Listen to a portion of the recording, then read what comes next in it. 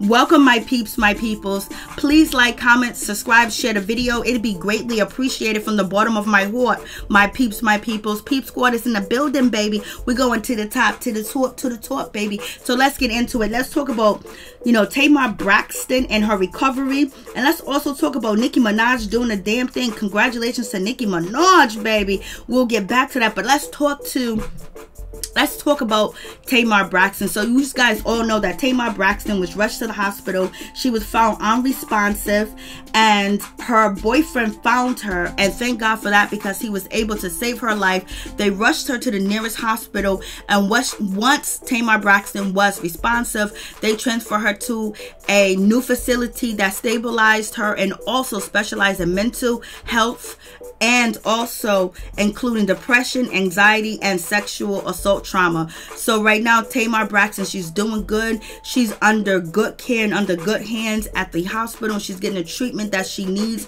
and hopefully she gets the support that she needs too as well outside when she leaves this facility. And hopefully David stays near and close and protect her too as well, because he did save her life. So it's a good thing that he was there. It's a good thing that she has him as a partner. But the question is, where did she get the pills? And is it a prescription? Is it street? Or what type of medication was it? And also, why was she mixing it together? And has she been doing this too as well? But right now, she's okay. She's alive and well. Thank God for God, and thank God for that too as well. So we lift Tamar up in our prayers, that she is safe and protected, and we send our prayers out to her family too as well, that she get it together, she get her mind right, she get her mind saved, and she does the work that she needs to do to basically be a happy person, because she's not a happy person, and she probably hasn't made a lot of correct decisions as far as getting back with Wetv. The Braxton family values, that show was absolutely crazy. It was absolutely off the chain. They was arguing, they was fighting, it was physical. It was a lot going on. The family just looked really bombarded, and they looked like they wasn't close-knit, or like they didn't even been raised together. Like, what's going on? And with that situation, Tamar felt like Wetv came in and basically made her family look like, they are very dysfunctional, and they're catty, and they basically put in that negative stereotype of African American black women, ADOS, foundational black women. So Tamar felt a certain type of way. So apparently she wrote an email to the network and the bosses, accusing them of destroying her family and basically almost causing her to go see her maker.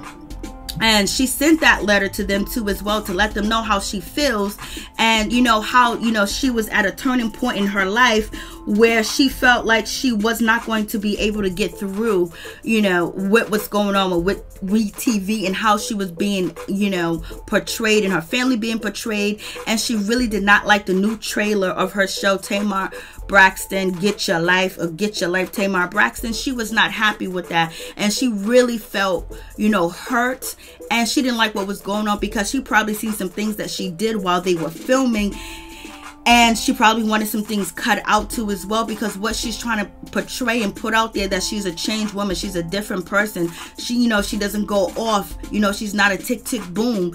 And then also she's compassionate, she's loving, and she loves her family too as well. And maybe that was not portrayed in the new show that she has done with Wetv too as well. And they probably gave her pennies for her performance. And that's another thing. When you're out here performing and doing the most on TV, you expect the most to be in your bank account. And I don't think the most was in her bank account, point blank, period. Because Tamar filming this show, the transformation that she wants the world to see that she has maybe did not come clear on this show. And it looks like it was all smoke and mirrors, and that's not what she wanted, because she's trying to elevate and move up. So basically, she let the execs know how she felt, and this show was also going to make her go see her maker, and she actually spoke to them and told them what she was going through. So it's almost like she threatened them and they didn't care. WeTV did not care. Okay, we're gonna do the trailer, we're gonna premiere the show, we're gonna do what we do. You already signed the contract on a dotted line, you already filmed, so therefore basically we don't really need you no more. We're gonna get our ratings, we're gonna have our cake and eat it too, and if you want to join in, even though you're gonna get a small slice. So this really just hurt Tamar, because basically she's just really upset that, you know, she feels like her family, we fight each other, we betray each other, and now we are physically assaulting each other. It all happened because of your show. Braxton Family Values has chosen to show the absolutely worst side of a strong, independent, and successful African American family, a show that I created to showcase a strong black family as a beacon of hope for all the young black girls and boys out there. Instead, you coached and you conceived and you separated us and you showed the worst of each and every one of us. I was like, Lord have mercy, they only can film what you give them, and then what you give them, they can use that to make something out of nothing too as well. And you know, when your family bond and your family is not close and not tight enough, and you know, understand the rules that we don't let no outsiders, nobody come in, cash rooms, everything around me, dollar bill, y'all. Nah, you can't come in, you can't divide us, you can't separate us, you can't break us. And you know, once the family ties is already a little crooked, a little jaded, a little shaky, now you put them on TV, and now their platforms are blowing up and they're going to do other shows, and people are following them on Instagram, Twitter, and everywhere else. You know, now it's like, okay, I'm gonna act up, I'm gonna act a fool. Oh, you said this to me? Oh no, I'm not gonna let you say this to me. I'm not gonna let you do me like this, because you ain't gonna make me look bad, because my fans are gonna be coming at me. They're gonna be asking me questions. The people gonna be calling me a sucker. People's gonna be saying I'm soft. People gonna be saying this. So people gonna say that I got red. You know, so basically, you know, all that mixed in between with a family that don't have that closeness and that bond is the worst. And then also having Tamar film this show, Get Your Life Tamar, by herself. She didn't really have that family backbone too as well, where she can point to this sister, she can point to mama, she can point to that one, she can point to ex-husband. She didn't have that, so it was all on her. So basically, you know, the show is based around her. The show is about her. So it's not like she can throw and say, oh, it's this person's fault, it's that person's fault, that person's fault. No, the whole blame lies on her. And that's a hard pill to swallow too as well. Especially if you feel like you was being real and you was being truthful and you wasn't holding nothing back. It is what it is. So we send prayers up to Tamar and her family, and we're going to see what happens with this situation. And Tamar feels like, you know, working for WeTV is also like working for, you know, a master, a slave master. I was like, girl, slave masters don't be on TV.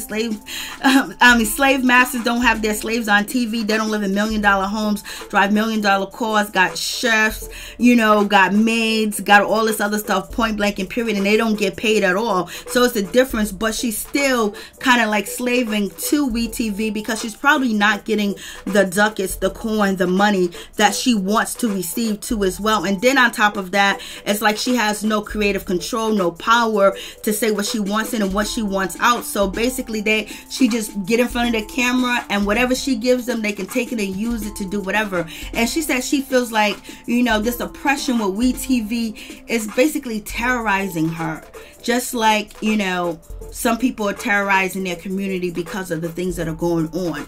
So basically, Tamar is blaming WeTV for everything, and we understand where she's coming from, because we know Damon Dash, he actually is suing WeTV for alienation of affection, because Damon Dash said he feels like WeTV separated him from his son and his daughter, Avi, and also, you know, Boogie. So, you know, and we also have Master P and Romeo basically exposed WeTV and basically said that they're trying to destroy the image of black people and destroy their family, and also try to have Romeo, you know, and Battle go against, you know, Shad Moss, aka Bow Wow. And then on top of that, you know, they had Romeo going at back and forth with Angela, and Romeo Bible quotes and talking about the Bible. They almost made that like a laughing situation on the show. And Master P and Romeo basically conceived the idea with Angela Simmons, and they worked together.